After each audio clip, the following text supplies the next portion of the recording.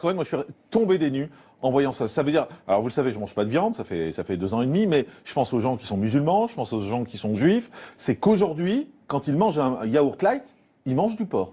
Alors, ils peuvent en manger parce qu'en réalité, on se sert de cette gélatine parce qu'en fait, à partir de la couenne de porc, on fabrique de la gélatine et cette gélatine, justement, quand un produit est allégé, on peut pas lui donner une coagulation normale. Il n'aura jamais la forme d'un yaourt. Donc, pour lui donner la forme d'un yaourt, on va rajouter de la gélatine et en l'occurrence, la gélatine la moins chère, c'est la gélatine de porc. Et donc, pendant des années, tant qu'il n'y avait pas d'obligation légale, on mettait la gélatine, on avait un produit allégé qui tenait, qui était consistant, mais en fait, c'était de la gélatine de porc qui le faisait tenir. Mais on marche sur la tête quand même, excusez-moi, de mettre dans un yaourt de foutre du porc. Enfin, on marche sur la tête. Alors, c'était surtout dégueulasse vis-à-vis des gens qui avaient des contraintes religieuses ou des contraintes alimentaires. Je pense soit aux juifs, soit aux musulmans, soit aux végétariens ou aux végétaliens qui avaient envie de manger un produit et qui en fait découvrent au bout d'un moment que c'est de la gélatine. Ceci étant, sur la pression de beaucoup de gens, on commence à utiliser de la gélatine bovine, mais c'est pas beaucoup mieux. Vous avez un bœuf dans le yaourt et on dit sans arrêt. Vous entendez ce que vous dites? Vous avez un bœuf dans le yaourt, quoi.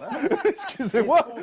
Et ce qu'on fait à l'heure actuelle, c'est qu'on est en train de faire pression sur les industriels pour leur dire utilisez de la gélatine végétale. Sauf que la réponse des industriels, c'est de dire, comme par exemple la Gare-à-Gare, c'est de dire oui mais c'est super cher, ça va faire monter le prix du yaourt. Oui mais ok, ça serait 1 plus sain, 2 plus naturel et troisièmement probablement équivalent sur le plan du goût et de la consistance. Mais pour faire des yaourts, on est obligé de mettre de la gélatine? Pour faire des produits light, certains produits light, si vous ne rajoutez pas un épaississant, le produit n'a pas de tenue. Ça veut dire que vous allez prendre du lait à 0%, vous allez mettre un ferment à l'intérieur, mais on n'arrivera pas à le coaguler, donc vous aurez une espèce de magma liquide. Donc, et eux, ils ont besoin de faire croire que ce produit ressemble à un vrai yaourt, donc on va rajouter de la gélatine. Mais il n'y a pas que dans le yaourt, c'est-à-dire que vous allez le trouver par exemple dans certaines marques de raviolis, où on va, pour faire une sauce épaisse, on va mettre ça. Vous allez même s'ils ne sont pas la viande. Bien sûr. Donc un ravioli aux légumes, on peut trouver du porc. Bien sûr. Vous allez le trouver dans les plats tout préparés, tout ce qui est plat préparé, ou de temps en temps pour donner de la consistance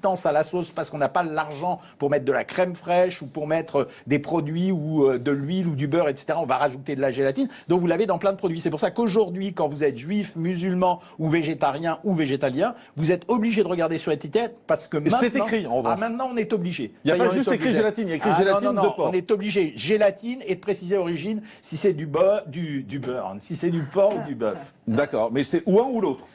De toute façon, quand c'est de la gélatine, à part la gélatine végétale, la Gare-à-Gare qui sera précisée, non, ça peut être que de l'animal. Donc en fait, je découvre moi aujourd'hui que depuis 2 ans et demi, je dis je mange pas de viande, mais dès que je mange un yaourt light, en fait, j'ai pas arrêté de manger du porc. Ouais, et vous donnez une information comme quoi vous êtes au régime puisque vous mangez des produits allégés en même temps. Eh ben oui, mais ça se voit que j'ai besoin d'un régime de toute façon. Il n'y a pas besoin de le dire. D'accord, mais écoutez, c'est assez surréaliste.